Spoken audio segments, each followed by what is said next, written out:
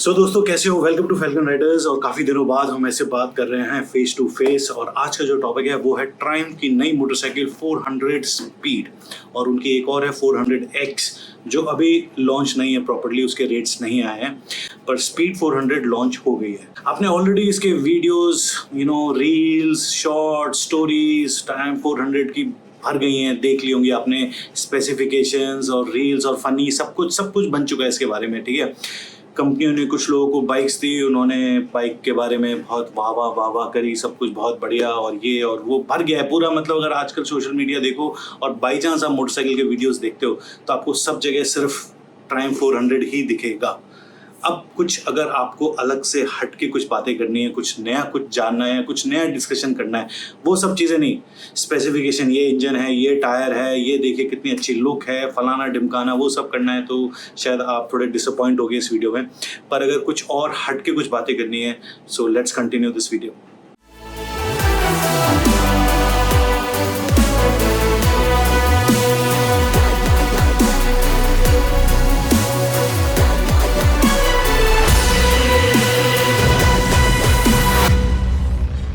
Okay दोस्तों, सबसे पहले बात करते हैं प्राइसिंग की। 2.23 लाख पे ये लॉन्च करी है।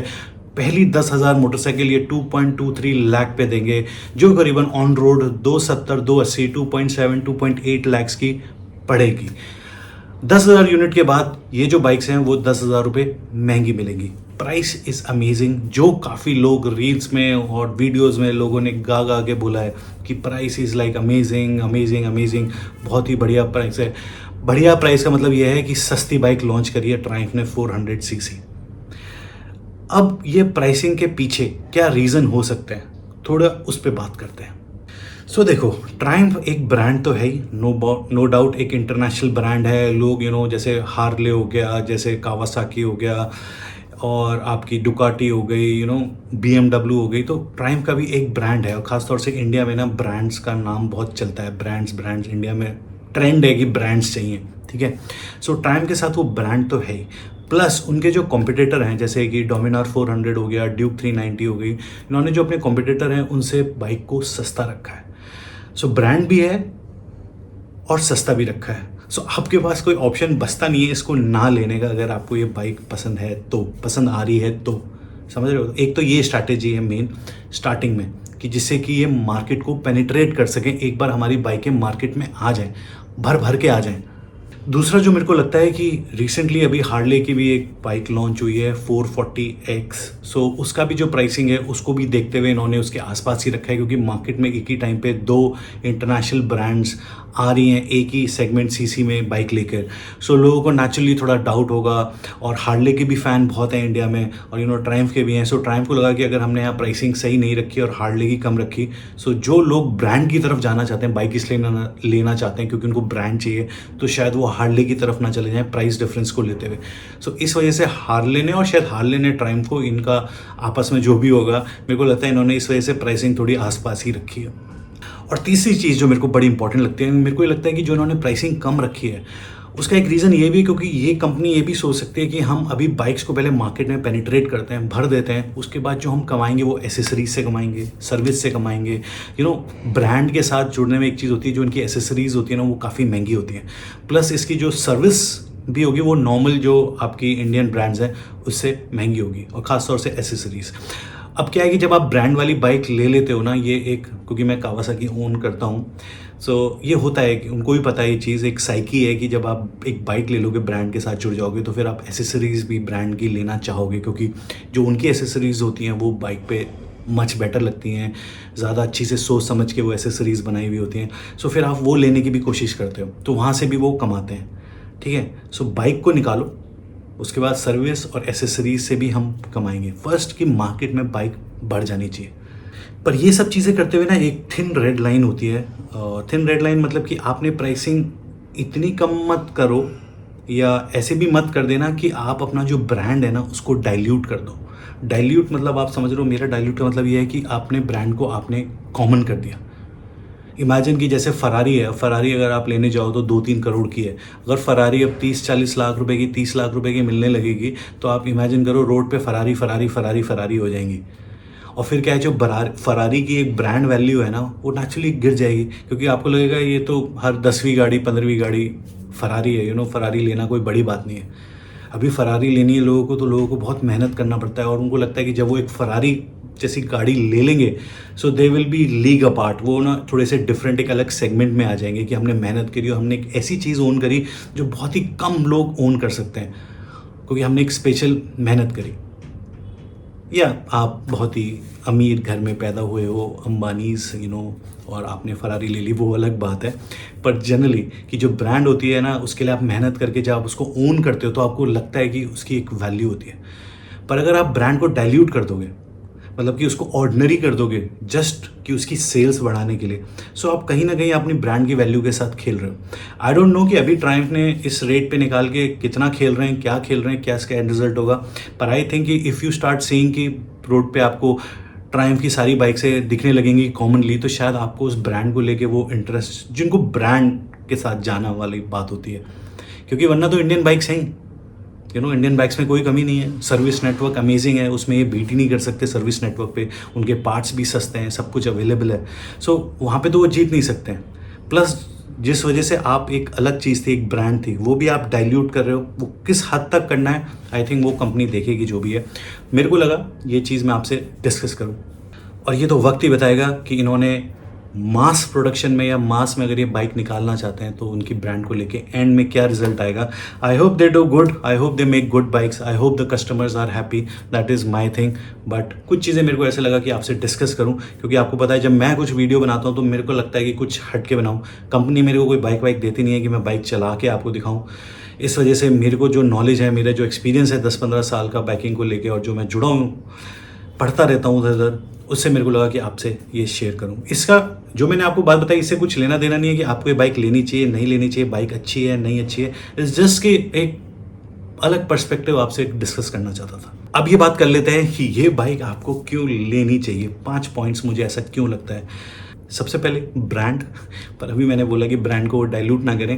सबसे पहले ब्रांड, अगर आपको ब्रांड पसंद है, जैसे कुछ लोग क्या होता है कि उनका बजट एक लेवल पे होता है, पर उनको एक इंडियन बाइक्स मिल रही है अच्छी, पर उनको एक ब्रांड मिल रही है, तो लोग tends to go to brand. अगर आप ब्रांड में जाना चाहते हैं तो that is one thing. Triumph एक इंग्लिश ब्रांड है और अच्छा नाम है इसका काफ़ी। टाइगर इनकी सीरीज़ है जो काफ़ी फेमस सीरीज़ है, tiger bikes. So that is one thing, brand.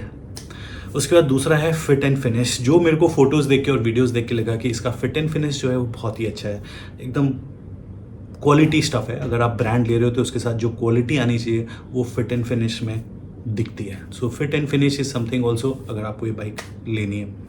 उसके बाद इसकी जो पावर है वो भी काफ़ी अच्छी है। अगर देखा जाए तो 8000 RPM पे 39.5 bhp, which is good enough, very good enough. उसके बाद अगर हम टॉर्क देखें सो 6000 RPM पे ही आपको 37.5 न्यूटन मीटर टॉर्क का दे दिए, which is also very sufficient. So power के मामले में 400 cc को देखते हुए इट्स गुड बाइक। उसके बाद जो एक खास चीज़ है, वेट 176 kg इन्होंने वेट इस बाइक का रखा है, which is somehow great achievement. और वेट बहुत अच्छा लगा मेरे को, 176 kg। So that is also one thing. अगर आप लाइट बाइक देख रहे हैं so this is a good bike. उसके बाद जो 5th पॉइंट है जो काफ़ी कॉमन है कि इसका जो सर्विस है वो 1 साल का है। अगर आप 1 साल में आपको एक बार सर्विस करानी है, या फिर 16,000 किलोमीटर। अगर आप 16,000 किलोमीटर हो जाते हैं तो आपको सर्विस करानी है। अगर आपके 1 साल से ज़्यादा होने वाले हैं और आपके 16,000 नहीं है तो भी आपको सर्विस करानी है, क्योंकि 1 साल का इंटरवल है, विच इज़ गुड। जनरली आपको बाइक्स में, इंडियन बाइक्स में आपको 6,000 के करीब होता है सर्विस। कुछ ब्रांड्स हैं जैसे कावासाकी मेरी, उसमें 10,000 का होता है, इसमें 16,000 है। सो या तो और जब ये बात करी ली है कि बाइक आपको क्यों लेनी चाहिए, 5 पॉइंट्स, तो ये भी बात कर लेते हैं। कुछ चीज़ें जो मेरे को लगता है कि बाइक में नहीं है या बेटर हो सकता था, या कुछ चीज़ें जो नेगेटिव साइड कह सकते हो आप। सबसे पहले अगर ये बाइक आप टूरिंग के लिए सोच रहे हो, टूरिंग लेने के लिए, तो मेरे को लगता है कि इसमें विंडशील्ड का प्रोटेक्शन नहीं है। सो मेरे को लगता है कि अगर आप बाइक टूरिंग कर रहे हो लॉन्ग डिस्टेंस, तो विंडशील्ड इज़ वेरी इंपॉर्टेंट। आप, मेरे को लगता है कि इसमें आफ्टर मार्केट लग जाएगी, पर इसका जो स्टांस है मेरे को नहीं लगता कि उसमें विंडशील्ड इस हिसाब से लग जाएगी कि आपको काफ़ी अच्छी प्रोटेक्शन मिलेगी। सो एक वो चीज़ मेरे को लगी। उसके बाद कुछ लोगों को ये बाइक थोड़ी ओल्ड स्टाइल भी लग सकती है, जैसे आजकल जो नई बाइक्स आ रही हैं वो बड़ी cut, sharp aged, all that stuff, lights, मतलब ये थोड़ी ओल्ड स्टाइल है, मतलब रेट्रो है। अगर आपको नए तरीके की बाइक लेनी है तो शायद आपको उसको नई स्टाइलिंग नहीं मिलेगी, फीचर्स आपको नए मिल जाएंगे, जैसे कि इसमें आई थिंक ट्रैक्शन कंट्रोल है और डुअल चैनल ABS है और कुछ चीज़ें और भी हैं टेक्नोलॉजी की जो नई बाइक्स में होनी चाहिए, पर लुक ओल्ड है तो शायद वहाँ पे आपको मिस कर देगी, यार पुरानी सी लग रही है, वो रेट्रो टाइप लग रही है, कुछ नयापन नहीं है, तो एक वो चीज़ है। पर ये पर्सन टू पर्सन है। उसके बाद जो तीसरी चीज़ है वो है सर्विस नेटवर्क। जैसे मैंने आपको बोला कि इसका सर्विस 16,000 किलोमीटर या 1 साल में होती है, पर इनका सर्विस नेटवर्क जो है वो इतना बड़ा नहीं है इंडिया में, हर जगह नहीं है। जैसे अगर हम बात करें बजाज की, KTM की, वो फैल चुके हैं। सो वो भी एक चीज़ है कि आपके शहर से ये कितनी दूर है, और आप अगर लेना चाहो तो फिर आपको अगर कुछ भी दिक्कत आए या आपको कुछ पार्ट से या कुछ भी चाहिए तो आपको कितनी दूर जाना पड़ेगा। So service network is one thing जो आप शायद सोचो। अगर आप बड़े शहर में रहते हो और आपके वहाँ पे ट्रायम्फ है सो इट्स गुड इनफ, पर अगर आप थोड़े से दूर जाना चाहते हो जहाँ से सर्विस नेटवर्क दूर हो जाता है, करीबन 100-150 किलोमीटर दूर हो जाता है, तो शायद आपको लगेगा थोड़ा बहुत, तो एक है सर्विस नेटवर्क। सो दोस्तों ये कुछ चीज़ें थी मेरे को लगा जो मैं आपको ट्रायम्फ 400 के बारे में आपसे शेयर करूं। इसकी 400X भी आने वाली है जिसका भी प्राइस लॉन्च नहीं हुआ है।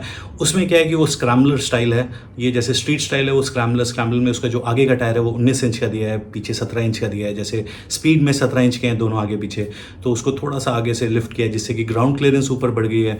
सो आप थोड़ा सा ख़राब रस्तों पर वो आपको क्लियरेंस से फ़ायदा होगा। प्लस उसमें बाकी बहुत सारी एसेसरीज लगी हुई हैं जिसको लोग बोल रहे हैं, जैसे लाइट का कवर है, नकल गार्ड्स हैं, इंजन के नीचे बैश प्लेट्स है, पर वो आप स्पीड में भी लगवा सकते हो। वो एसेसरीज हैं वो आप उसमें भी लगवा सकते हो।